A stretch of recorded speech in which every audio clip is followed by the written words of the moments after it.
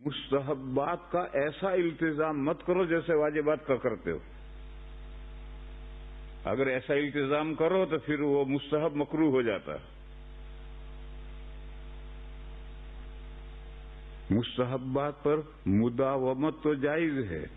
ہمیشہ آپ دائیں پیر میں جوتا پہلے پہنتے ہیں تو ہمیشہ یہ مداومت جائز ہے. لیکن اگر آپ اس کو ضروری سمجھیں تو پھر مکروہ. مستحبات پر مداومت مکروہ، یہ مسئلہ ہے. آپ کے یہاں اسی برطانیہ میں اتوار کے دن یاسین شریف کا ختم ہوتا تھا، علماء نے اس کو بدعت قرار دیا، اسے بند کیا. اب بند کیا تو ایسا بند ہو گیا کہ کسی دوسرے دن بھی کوئی دوسری صورت پڑھ کر کے بھی کوئی اصالہ ثواب کرتا ہے نہیں، مدوں کو بھول گئے. بند کر دیا تو ایسا بند کر دیا، یہ بھی غلط ہے. اور ہر اتوار کو ظہر کے بعد یاسین کا ختم ہوتا تھا پابندی کے ساتھ، وہ بھی غلط تھا.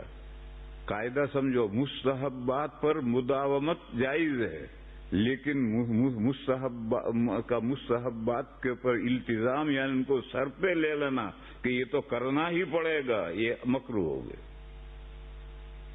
حدیث ہے، حضرت ابن مسعود رضی اللہ تعالی عنہ نے فرمایا کہ نماز کے بعد اگر امام دائیں طرف سے پھرنے کو لازم پکڑ لے، سر پہ چڑھا لے، یہ سمجھ لے کہ یہ تو کرنا ہی پڑے گا، تو یہ اس نے نماز میں شیطان کے لیے حصہ کر دیا.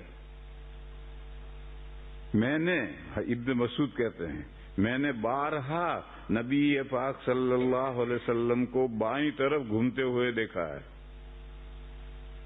اس حدیث سے علماء نے یہ قاعدہ بنایا ہے کہ ہر وہ کام جو مستحب ہے، دائیں طرف سے کام کرنا مستحب ہے.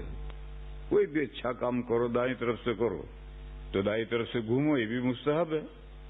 دائیں جوتا پہنو، یہ بھی مستحب ہے. دائیں ہاتھ سے کھاؤ، یہ بھی مستحب ہے.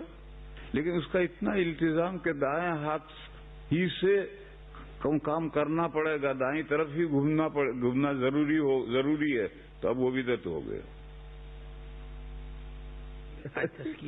تشکیل سنڈے ہے. اوہو، بات رہ گئی. یہ مولانا حافظ فرما رہے کہ آج تشکیل کرنی ہے.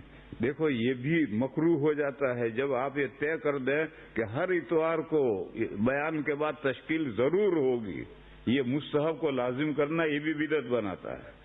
اس کے لیے ہم دعا کرتے ہیں. آج تشکیل نہیں ہوگی، اس کے بجائے دعا ہوگی.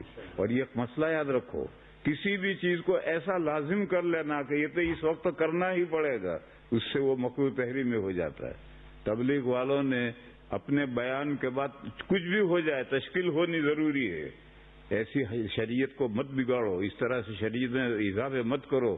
شریعت سادہ سی ہے، اسی طرح سے رہنے دو. درود شریف پڑھو اس کے لیے.